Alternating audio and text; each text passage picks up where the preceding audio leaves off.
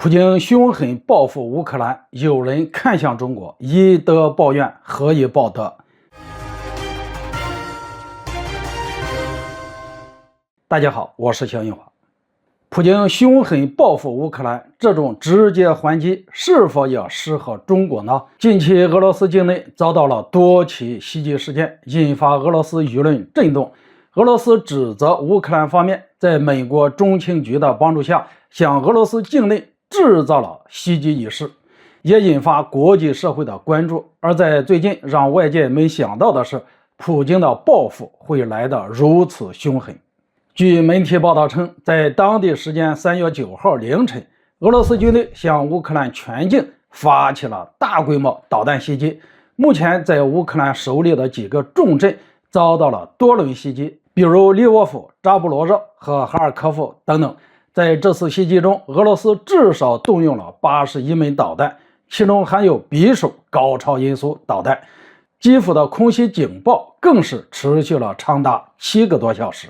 从后续的情况来看，这次俄罗斯动手和之前类似，都是瞄准了乌克兰的能源装置和传输设备。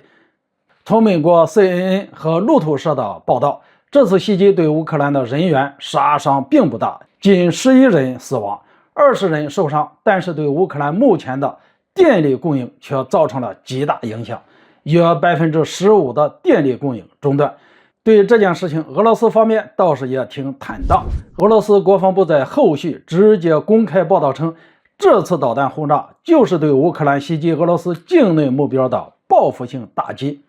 俄军使用的各型导弹均命中了打击目标。事实上，在正面战场逐渐吃紧的背景下，美国国内和北约集团已经开始有一些人想放弃乌克兰的念头。之前关于乌克兰在美国中情局的帮助下袭击了俄罗斯境内的目标，有不少人怀疑这是在不择手段，向北约各国展示自己的价值存在，维持军事投资。如果俄罗斯不能展现一些凶狠的手段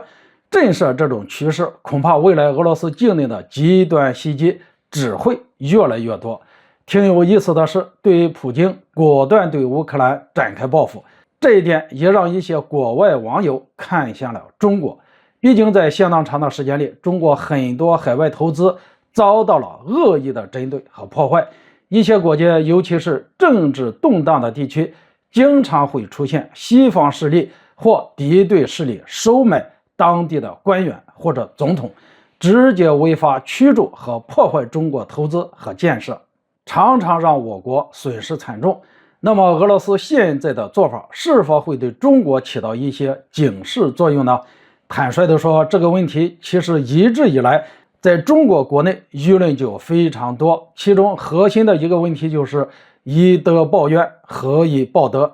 因为中国或者说是碍于不干涉他国内政的原则，或者说是国际影响的问题，我们经常遭到一些小国家的无端挑衅，刚签署的协议说撕毁就撕毁。我们以前从乌克兰采购的产品过个境，却能遭到他国勒索过路费。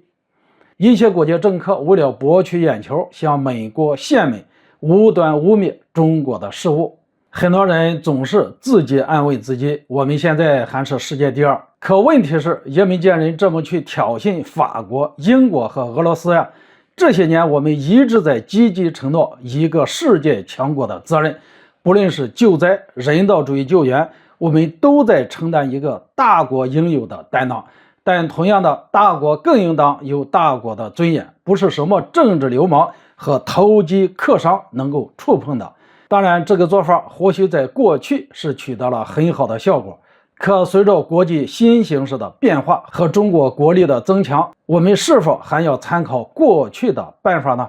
中国这些年在加大对南美、非洲的投资和经贸合作，结果这些地方的舆论呢，如果你经常去逛逛他们的论坛，就会发现他们脑子里想的事情很奇怪。西方侵略、殖民和屠杀他们觉得西方不好，然后这个观念会自动套到中国的头上。他们经常觉得未来中国如果取代了美国，也会这么对待他们。所以不能和中国合作，要把中国给赶出去。